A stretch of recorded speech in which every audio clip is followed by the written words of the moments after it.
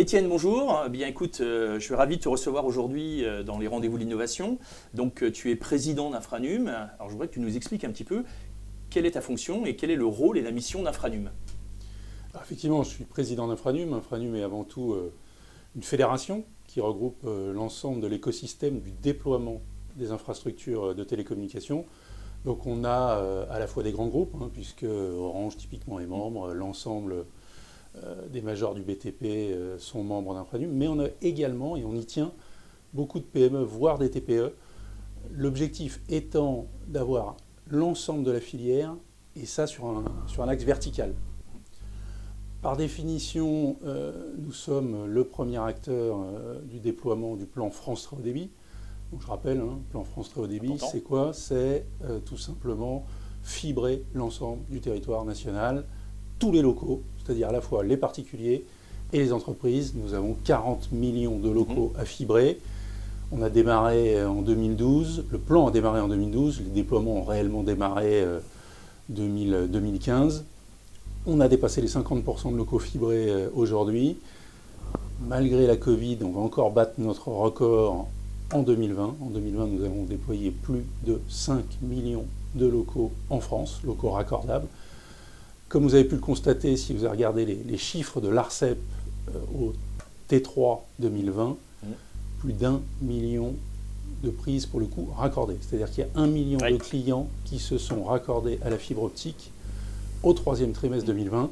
C'est un vrai succès. Ça nous place premier en Europe en termes de prises raccordables, puisqu'on est passé devant l'Espagne. C'est un vrai succès. Et je trouve que dans ce pays où on a toujours tendance à s'auto-flageller, profitons de ce succès pour se auto-congratuler, pour le coup. Ça le mérite. Alors, on n'a pas fini, puisqu'on vient tout juste de dépasser la moitié. Il nous reste l'autre moitié à déployer. Et ce n'est pas la plus simple, puisqu'on a commencé par définition par les zones denses, les zones très denses, les zones moyennement denses. Et maintenant, on attaque ce qu'on appelle la zone dite RIP, réseau d'initiative publique, et qui sera la plus dure à déployer.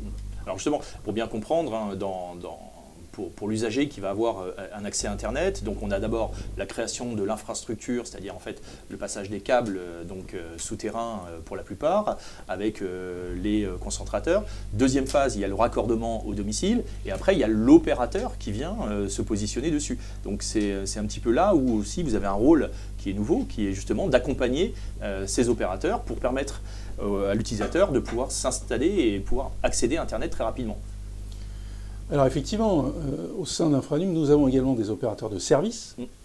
Et aujourd'hui, après s'être occupé du déploiement de l'infrastructure, quand bien même nous n'avons fait que 50%, le TGV est lancé, il ne s'arrêtera pas. On sait qu'à l'horizon 2025, on sera proche des 100% de locaux raccordés. Et donc aujourd'hui, nous nous occupons de la suite. Et la suite, c'est quoi? Ce sont évidemment les usages. Et notamment les territoires connectés, puisque comme tu le sais, Reynald, c'est ça qui nous intéresse, toi et moi. Les territoires connectés, à Angers, on sait ce que c'est. L'objectif pour nous aujourd'hui, c'est de reproduire ce qui a très très bien fonctionné sur le plan France Très Haut Débit, je vous l'ai dit en introduction, le dupliquer pour les territoires connectés. Ça veut dire quoi? Ça veut dire profiter de France Relance, dans lequel il y a des crédits, il y a de l'argent, profiter de ce qu'on a très bien fait sur le plan France Très Haut Débit, c'est-à-dire une co-construction État stratège, industriel, à la fois pour évidemment le modèle économique et la standardisation, et les collectivités territoriales en guise de maîtrise d'ouvrage. Alors on l'a vu avec cette période de confinement, mais au-delà de cette période de confinement, on voit que les habitudes ont changé. Donc c'est-à-dire qu'on ne se déplace plus de la même manière, on ne consomme plus de la même manière, et on s'aperçoit aussi de la nécessité fondamentale d'avoir du très haut débit à domicile, puisque de plus en plus, d'une part on est confiné, donc on a besoin de solutions, mais aussi également, je pense que ça va changer dans les habitudes d'entreprise.